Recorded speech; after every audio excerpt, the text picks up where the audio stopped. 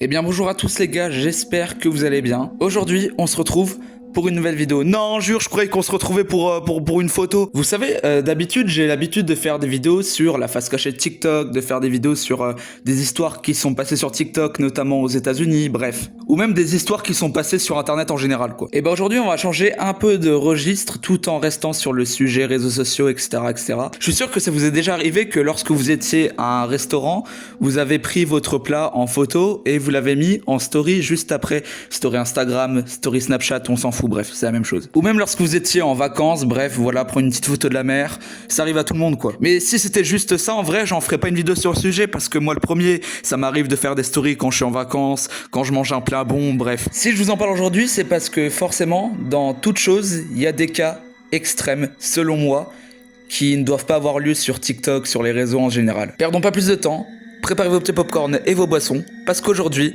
on est parti pour une nouvelle vidéo.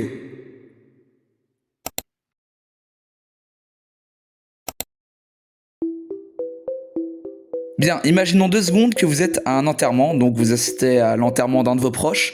Quelle est votre première réaction ? Vous pleurez ou vous sortez votre téléphone pour filmer ? Et ben, au fil du temps, les gens, par réflexe, vont choisir la deuxième option. Et encore si c'était pour filmer, tu sais, pour le souvenir, pour le montrer à un proche, tu vois, dans un cercle restreint, tu vois, avec des personnes que tu connais vraiment, pourquoi pas, tu vois. Mais là, c'est pas le cas. Parce qu'il suffit juste de taper enterrement sur la barre de recherche TikTok, et là, vous tombez sur des centaines et des centaines de vidéos.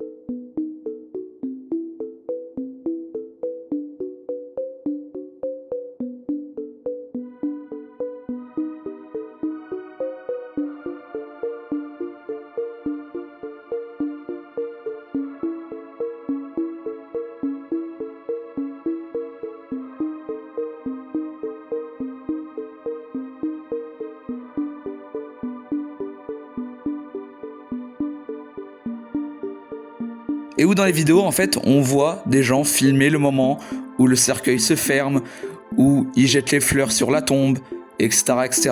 Et les vidéos font des centaines de milliers, voire des millions de vues. Donc, 1 million de personnes que tu ne connais pas qui sont au courant de ça. Et qui voient un moment comme ça qui est censé rester privé normalement. Et quand tu vas dans les commentaires, il y a personne qui signale ça. Personne qui signale le fait que ça doit être un moment qui doit rester privé, voilà, que c'est un moment de deuil, que c'est malsain en quelque sorte de partager ça à un panel de monde que tu ne connais pas. Et pour vous montrer l'équivalent que ça fait à peu près, c'est comme si demain, vous alliez dans la rue, voilà, que vous voyez quelqu'un que vous ne connaissez pas, donc un inconnu, et que vous lui montriez cette vidéo, en fait, à un inconnu, on le rappelle, à un inconnu que vous connaissez pas, que vous avez jamais vu de votre vie, qui est au courant de ça, qui maintenant du coup sait que vous avez perdu un proche, que vous avez été à un enterrement. Je suis carrément tombé sur un TikTok et là ça m'a vraiment choqué, où on voit une meuf faire un selfie avec sa mère qui est très très très proche de la mort, qui est endormie, sur son lit de mort.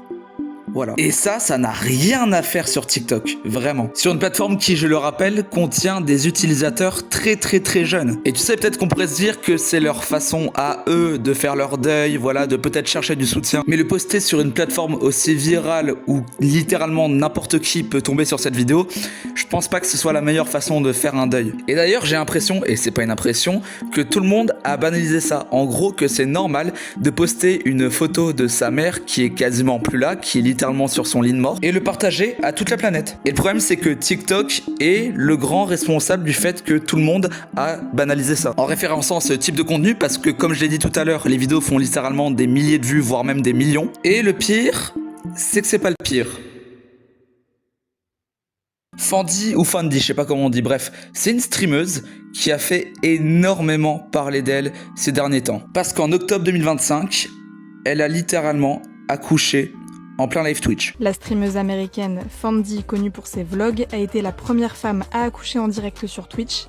Le live, qui a duré près de 10 heures, a suivi Fandy dès le début du travail jusqu'à son accouchement aquatique dans une petite piscine. Près de 30 000 internautes ont suivi en temps réel l'accouchement de la streameuse. Franchement, j'ai rien à dire.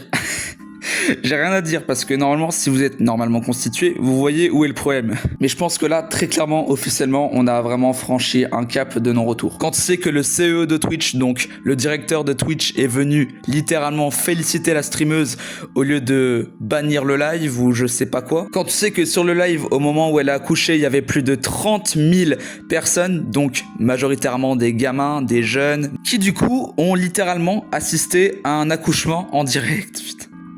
Non, je pense que là, vraiment, on en est arrivé à un point où on peut plus sauver l'humanité, en fait. Là, c'est terminé, là, c'est bon, il y a plus aucun moyen, il y a plus aucune façon, bref. Et je suis sûr à 100% que ça, c'est même pas 1% de ce qu'on va voir dans les prochaines années sur Internet. Mais c'est quoi la prochaine étape, en fait? Bientôt, ce sera des relations SUL qui seront filmées en direct? C'est quoi la suite, en fait? Non, parce qu'un de ces quatre, ça va vraiment finir par arriver.